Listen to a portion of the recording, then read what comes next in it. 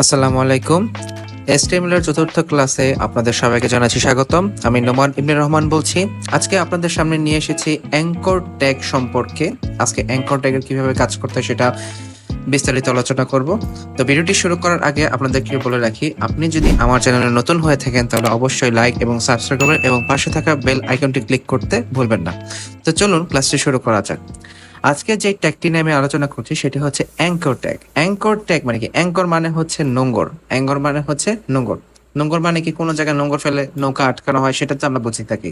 কিন্তু এখানে HTML এর যে অ্যাঙ্কর ট্যাগটি রয়েছে সেই ট্যাগটির কাজ হচ্ছে যে কোনো একটি লিঙ্ককে, একটি কথার মধ্যে অন্য একটি লিঙ্কে জুড়ে দেওয়া। এটা কথার চাইতে এটা বোঝা আরো সহজ। যেমন আমি এখানে একটি ওয়েব পেজ ওপেন করে রেখেছি, দেখতে পাচ্ছেন যে আমি একটি প্রথমআলো.com এর একটি ওয়েবসাইট খুলেছি।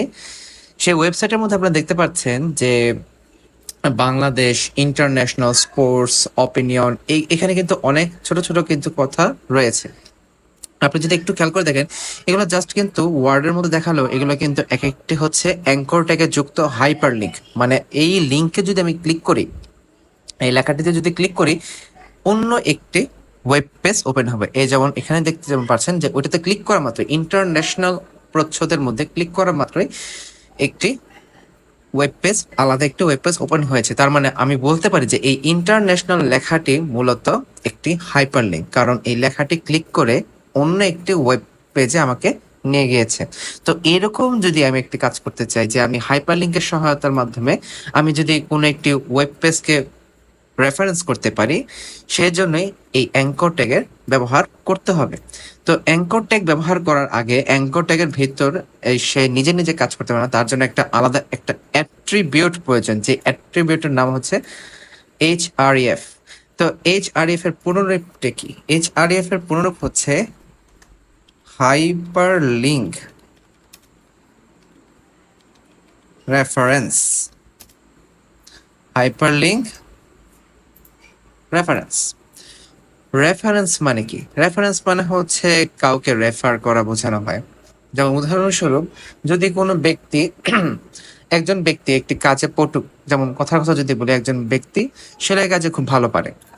এখন সেলাই কাজে ও যদি ভালো পারে, এখন তার কাছে অন্য একজন ব্যক্তি যদি সেলাই কাজ শিখে থাকে, ওই ব্যক্তি বলল কি যে আমাকেও কিছু খদ্দের দিন বা কাস্টমার দিয়ে থাকুন, যাতে আমিও কিছু উপার্জন করতে পারি। তখন ওই যে ব্যক্তি সেলাই কাজ আগে থেকে করে আসছে, তার কাছে যদি কোনো নতুন খদ্দের আসে, সে বলল কি যে আমার একজন পরিচিত ব্যক্তি আছে, ওই ব্যক্তির কাছেও আপনি কাপড় বানান, উনিও খুব ভালো কাপড় বানাতে পারেন। এই যে ব্যক্তিটা একজন আরেকজনকে কি করলো? রেফারেন্স করলো। এই রেফারেন্সটা এখানে হাইপার লিঙ্কের মধ্যে রয়েছে, যেটাকে আমরা সংক্ষেপে HREF দ্বারা করে।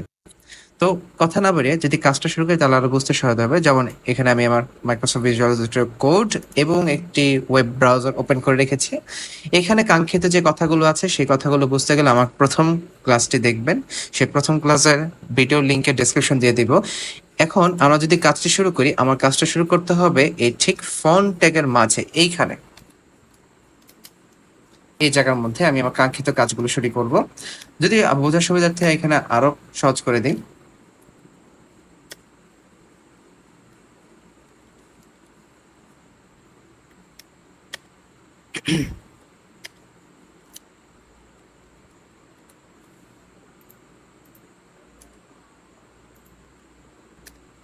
এখানে যেটা দেখতে পাচ্ছেন, আমি ব্যবহার করব কি একটি হাইপার লিঙ্ক।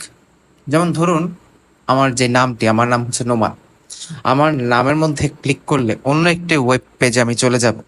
তো ওয়েব পেজটা কি? সাপোজ ধরে নিলাম yahoo.com এ আমার নামে ক্লিক করলে yahoo.com কে রেফারেন্স করবে। তো এটা লেখার জন্য প্রথমে লিখতে হবে কি হাইপার লিঙ্কের অ্যাঙ্কর ট্যাগ এ, তারপর লিখবো কি HREF, হাইপার লিঙ্ক রেফারেন্স। এখন আমি আমার কাঙ্ক্ষিত google.com এর ওয়েবসাইটে বসাবো। এখানে লিখবো HTTPS, সিম্পল, www.google.com।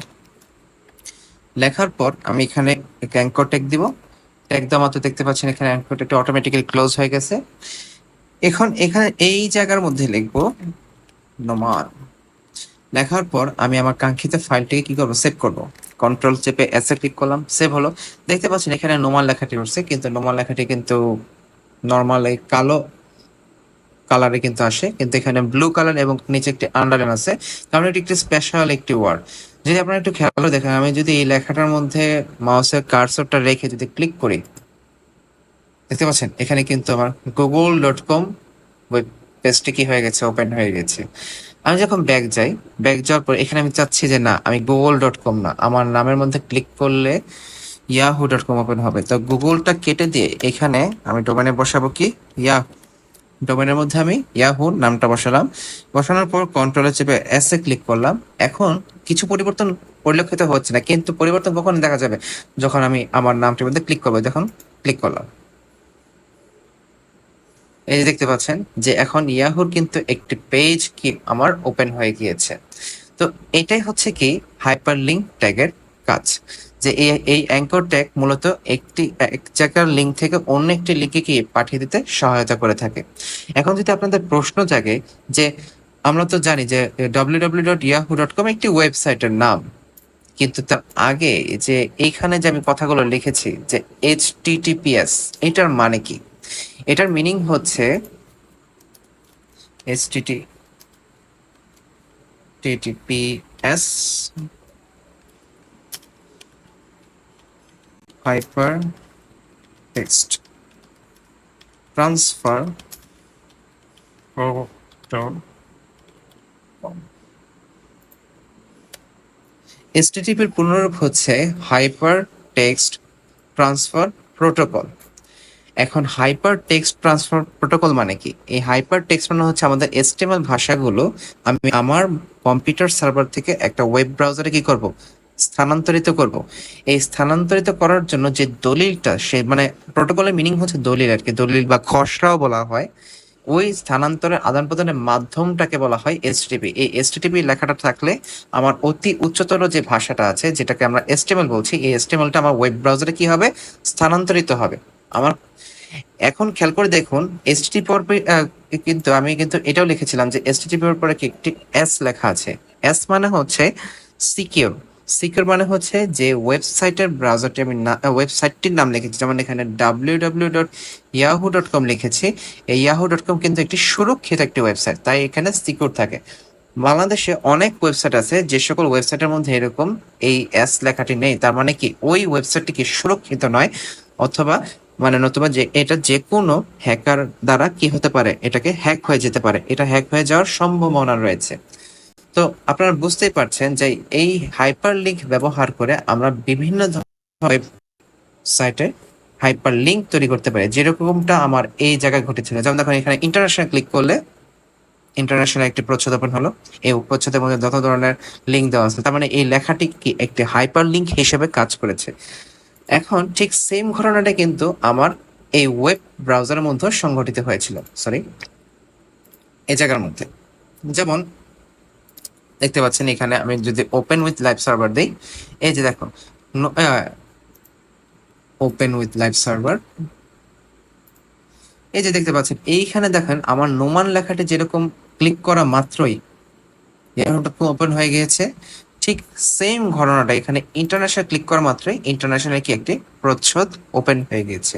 তার মানে হাইপার লিঙ্ক ট্যাগটি বিভিন্ন ধরনের ওয়েবসাইটের লিঙ্কে কি করে থাকে, রেফারেন্স করে থাকে। এখানে আপনি চাইলে যেমন এই যে এই জায়গার মধ্যে আপনি চাইলে বিভিন্ন ধরনের ওয়েবসাইট বসাবেন, এবং আপনি যদি এখানে চান যে না এখানে আমি নাম বসাবো, অন্য কিছু বসাবেন, অন্য কোনো ওয়ার্ড সংখ্যা যাবতীয় যা যা কিছু আছে যদি বসান, ক্লিক করলে এই হাইপার লিঙ্ক রেফারেন্সের ভিতর যে লিঙ্কটি লেখা থাকবে, ওই লিঙ্কটি এই লেখার মধ্যে কি হবে, রেফারেন্স হবে। লেখা ক্লিক করা মাত্রই আমার কি কাঙ্ক্ষিত ওয়েব পেজটি ব্রাউজারে কি হয়ে যাবে, ওপেন হয়ে যাবে। এবং আরেকটি কথা বলে রাখি, এই হাইপার লিঙ্ক ট্যাগটি কিন্তু আমাদের এইচএসসি লেভেলের জন্য কিন্তু খুবই গুরুত্বপূর্ণ একটি টপিক, এবং এটি বোর্ডে কিন্তু বারবার কিন্তু এটি রিপিট করেছে। তাই অবশ্যই বন্ধুরা এটা খুব গুরুত্ব সহকারে পড়বে, কারণ এটি পড়লে বোর্ডে পরীক্ষার প্রশ্ন কমন পড়ার সম্ভাবনা থাকতে পারে।